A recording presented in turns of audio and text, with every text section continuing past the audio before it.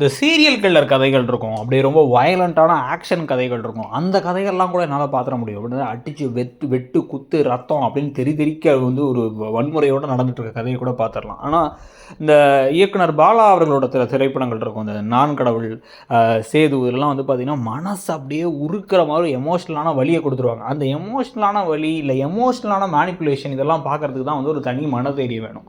அந்த மாதிரி தான் இப்போ வந்து பார்த்திங்க அப்படின்னா வந்து அந்தளவுக்கு பாலா படம் அளவுக்கு பயங்கரமாக இருக்கலாம் சொல்லலை, ஆனால் அந்த மாதிரி எமோஷ்னல் மேனிப்புலேஷன் பார்க்குறதுக்கான தைரியம் இருக்கவங்க தான் பாகியலட்சுமியே பார்க்கலாம் போல். அதாவது இன்றைக்கெலாம் ஈஸ்வரி செஞ்சதெல்லாம் வந்து பார்த்திங்கன்னா ரொம்ப கேவலமான ஒரு காரியம். ஆனால் வந்து என் பிள்ளைக்கு நான் தான் இது நல்லதுன்னு நினச்சி பண்ணுறேன் அப்படின்னு சொல்லிட்டு இந்த பக்கம் இன்னொரு பக்கம் பாக்கியாவோட வாழ்க்கை அவர் எவ்வளோ அழிச்சிருக்காரு, எவ்வளோ மோசமாக நடந்தாலும் என்ன இருந்தாலும் என் பிள்ளைன்னு சொல்லிட்டு கேவலமாக இப்போ நடந்துக்கிட்டு இருக்காரு.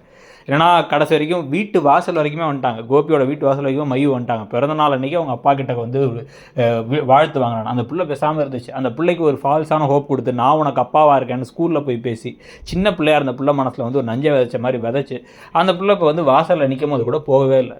இங்கேருந்து அங்கே வரைக்கும் போக முடியுது, எதிர்த்த வீட்டுக்கு 4 ஸ்டெப் எடுத்து வைக்க முடியலன்னா மனசு இல்லைங்கிறது தான் உண்மை. அந்தளவுக்கு ஒரு சீப்பான கேவலமான ஒரு மட்டமான ஒரு கதாபாத்திரமான கோபிநாத்தாக இருக்கிறதுனால இப்போ போகாமல் இருக்க, நாளைக்கு அடுத்த நாளைக்கு தங்கத்தில் பிரேஸ்லெட் வாங்கி தரேன்னு ஒரு முடிவு பண்ண உடனே அதை அவங்க அம்மா வந்து அதை தடுக்கிறதுக்காக நம்ம குலதெய்வம் கோயிலுக்கு போகிறோம் எல்லாரும் போகிறோம்னு முடிவு பண்ணி ஒரு பிளானை போட்டு நாளைக்கு வந்து ஃபங்க்ஷன் இருக்குன்னு சொல்ல பாக்கியா அதெல்லாம் நான் கலந்துக்க முடியாது, நீ வேணால் போமா, என்னால் வர முடியாதுங்கிற மாதிரி சொல்லி விலகிக்கிட்டாங்க.